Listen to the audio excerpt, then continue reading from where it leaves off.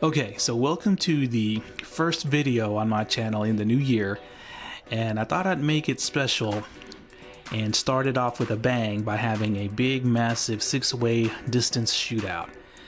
Now this distance shootout is going to be different than ones I've had in the past in the fact that I'm going to try to include several different companies, but more importantly I'm going to pick out reels that all have different brake systems. Now unfortunately I wasn't able to include all different braking systems in this contest, but I had to work with what I had with the time limit that I had. But yeah, this test has been on my mind that I've been wanting to do for several months now, ever since ICAST. And let's get to the contestants. And no, this reel right here is not one of the contestants. It's just a preview of a video I'm going to be doing sometime soon. Okay, so the first contestant in this shootout should come as no surprise to everybody, and that's going to be the GARCIA REVO EXD. So not only is the EXD representing GARCIA, it's actually representing the, what I like to call the Korean Magtrax style magnetic brake system. Now so far the REVO EXD has been a pretty big disappointment considering the hype for this reel, but it's gonna have a second chance to impress everybody because we're gonna be throwing some lures that can really stretch this reel's legs. Now the advantage for the REVO EXD is going to be that GARCIA says it has special EXD or extreme distance spool bearings. It's gonna have one of the lighter reel weights in the contest, and to me that's important. And then it's also going to probably have, if I'm not mistaken, the lightest spool in the contest at I think 11.5 grams, and it's also the second biggest spool in the contest at a big 35 millimeters. So all good traits for long bombing. So yeah, the first contestant, once again, the GARCIA REVO EXD. So the second contestant should come as no surprise to anyone either. That's going to be the TATULA Elite Longcast, representing DAIWA, as well as representing the MagForce magnetic brake system. Now this reel, along with the REVO EXD, are what inspired me to do this big contest. Now the TATULA Elite has the advantage of having the T-Wing line guide. It's going to be one of the lighter weight reels in the test, and it's also going to have the MagForce Z braking system tuned for long casting, hence its name, TATULA Elite Longcast. Now this reel here is probably one of the best casting reels amongst DAIWAs, but will it stand a chance against all the other monsters in this contest? We're gonna have to find out. So the third reel in the contest dethroned the mighty METANIUM MGL and is now the current reigning 1/4 ounce casting plug king. That of course is the SHIMANO ANTARES A. Now not only is the ANTARES A representing SHIMANO, it's also representing the SBS Infinity centrifugal brake system. Now the ANTARES A has the advantages of having those super adjustable SBS Infinity brakes. It's also going to have the advantage of having that narrower MGL3 spool. That's also one of the lightest in the test. I think it's about tied with the REVO EXD. And it's also probably going to hold the least amount of line in this test, which is also an advantage. Now it's also got a bigger tapered cone-shaped line guide. And it's also, I believe, probably the smallest reel in the test, which helps me out casting wise. But it's also probably the heaviest as well, so that's also a disadvantage. But once again, the third reel is the super expensive SHIMANO ANTARES A.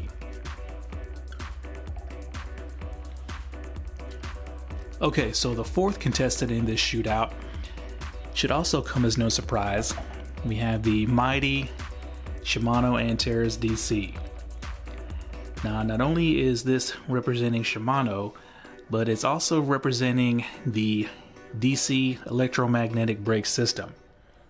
Now, let's go down the pretty long list of advantages that this ANTARES DC has on paper.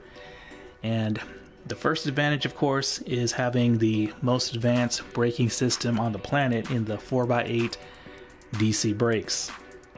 Now, another advantage is that the ANTARES DC has the distinction of having probably the best stock bearings out of any reel out there. And then it also has another advantage of having an MGL spool that's also the biggest spool in this contest by far at a whopping 37 millimeters. So this thing is made for long bombing. And another advantage is the fact that it's going to have a pretty massive egg-shaped, cone-shaped line guide that's even bigger than the one on the ANTARES A.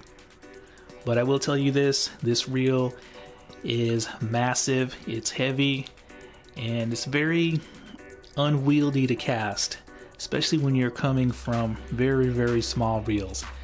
But this is probably the clear favorite to win this contest, the Shimano ANTARES DC. So if you have a pair of sunglasses handy, you may want to put them on right now. And that's because the fifth reel in this battle is going to be the infamous 13 Fishing Concept Z. Now, how many of you guys forgot this reel even existed? Now, the reason I'm including this reel in the battle is because of all the hype that 13 Fishing created for this reel a couple of years ago, stating that it's going to be the longest casting reel ever. So we're going to put that to the test, and I will tell you this, I'm going to be setting the spool tension on this reel the way I want to set it up, instead of how 13 Fishing recommends. Now, this reel is going to be representing a centrifugal brake system that's internally adjustable only. It's pretty archaic, but you know, it's still a braking system that's available on any reel coming out of the Banax factory with centrifugal brakes.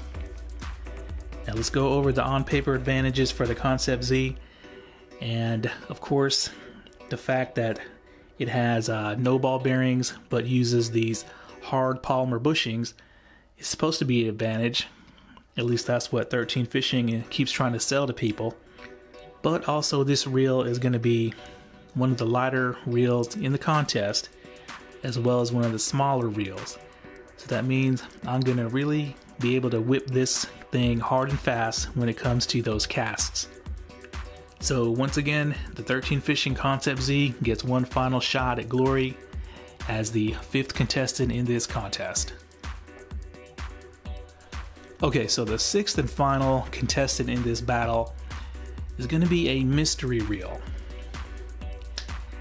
Now, what I can tell you about this reel is that it is discontinued. It's been discontinued for a few years now, and it was a budget reel at the time. But I'm including this reel because of the braking system. And basically, I'm very curious to see how this brake system will compare against other more modern braking systems. And it's a brake system that a lot of people wish would come back. Now, the only thing I can tell you that's an advantage for this reel is that it does have a fairly lightweight spool, but it's probably going to be, you know, mid-pack in this company. But other than that, it's got nothing to lose because it was a budget reel and it's also no longer being made. But yeah, you got a mystery reel in the lineup, and if you want to guess what it is, leave it in the comments. Okay, so as you can see, we have several different manufacturers represented, and more importantly, several different brake systems represented here, as well as several different price points, ranging all the way from, you know, your $600 ANTARES DC going down to your discontinued mystery budget reel over there. And I just wanted to address something real quick. Now, I know everyone is probably thinking, well, this ANTARES DC is just gonna monkey stomp all over all these other reels, and that could happen, But the way I'm setting this test up, it's going to be really hard, and let me show you why. Now this is going to be a 2-stage test, and the first stage is going to be an elimination round where only the top 4 reels are going to move on to the final championship round. And the elimination round, we're going to be casting the 1/2 ounce casting plug. Now I looked for several months online to see if I could find a heavier casting plug than a 1/2 ounce, but I couldn't. So we're gonna have to settle for this 1/2 ounce casting plug. So that being said, as I've stated several times and I've even proven in several tests, Shimano DC reels can be beaten in cast distance contests when you're throwing very dense, very aerodynamic objects like casting plugs and lead weights, etc., etc.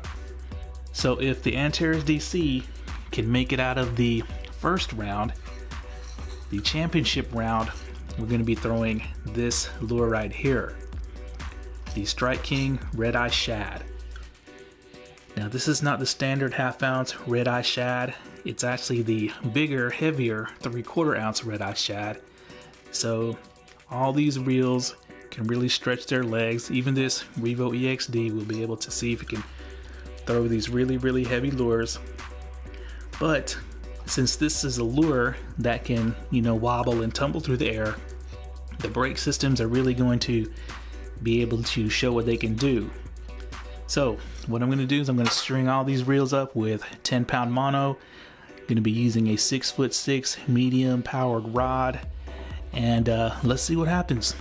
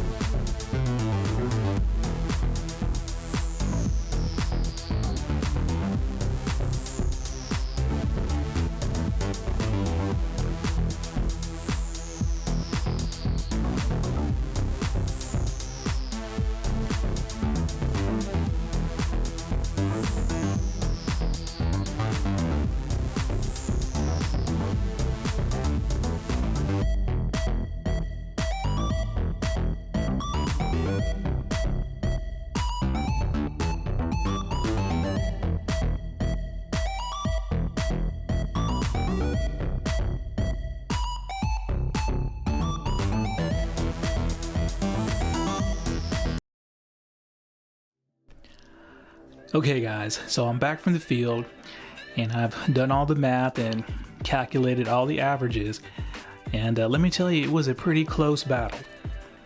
And I should say it was a close battle between 5 reels because 1 reel got left in the dust. But before we get to the results, I just wanted to say that I set the spool tension on every reel to just minimize side-to-side play. And of course, the DAIWA TATULA, I just left it as it came from DAIWA. So with that being said, coming in a surprise 6th place is the 13 Fishing Concept Z. And this reel averaged 177.75 feet. And I say I was surprised because I didn't expect this to win, but I didn't expect it to lose and lose as bad as it did. Now I was able to set the brakes internally to the #1 setting, which is as low as you can go without, having complete free spool. But I will tell you this, every time I casted the reel, it made a really, really bad screeching noise at the very beginning of the cast, and then it hummed and vibrated and buzzed throughout the entire cast. So that was definitely down to those bushings, which are allegedly supposed to be better than ball bearings. So very embarrassing performance, and it's probably why this reel is being discontinued and it's not been out even 2 years. Okay, so the next big surprise was the 5th place reel, and that would be the mystery reel. And in case you guys didn't know what it was by the casting footage, that was the SHIMANO CITICA G. And the CITICA G averaged 203.97 feet, so basically 204 feet. And I was actually able to go down to 1 brake on the internal brake system, and it still had excellent spool control. And the reason why I wanted to include the CITICA G was because I've always wanted to test out the old school SHIMANO VBS system, which is this. I did some research and it looks like SHIMANO added these orange brake shoes, which are heavier than the ones that came on the CURADO. It's probably why I was able to go so low on the brakes and not have any kind of spool problems. But a very, very surprising performance for a budget discontinued reel that got a lot of hate from stupid fanboys before it even was released on the market. But I will tell you this much, the spool on the CITICA G only weighs 14 grams, and I'm willing to bet that this reel will eat up a lot of the newer reels on the market today. But once again, coming in a surprise 5th place was the SHIMANO CITICA G. Okay, so now we're getting to the reels that made it into the final championship round. In a really, really shocking 4th place comes the SHIMANO ANTARES DC. So it barely made it into the championship round by the skin of its teeth with an average of 205.94 feet. So just barely beating out the CITICA G by like 2 feet. And I attribute that to the fact that the 1/2 ounce casting plug was not heavy enough to be able to engage the extreme distance mode. I actually had to go into the monofilament mode and turn the external dial to the lowest setting to be able to get those casts. And of course, with the big bulky size of the Antares and its weight, it's kind of uncomfortable for me to cast. But as you could probably see by the cast footage, there was one cast of 197 foot that was a lot lower than average, and that's what made this thing come in 4th place, but it does make it into the championship round.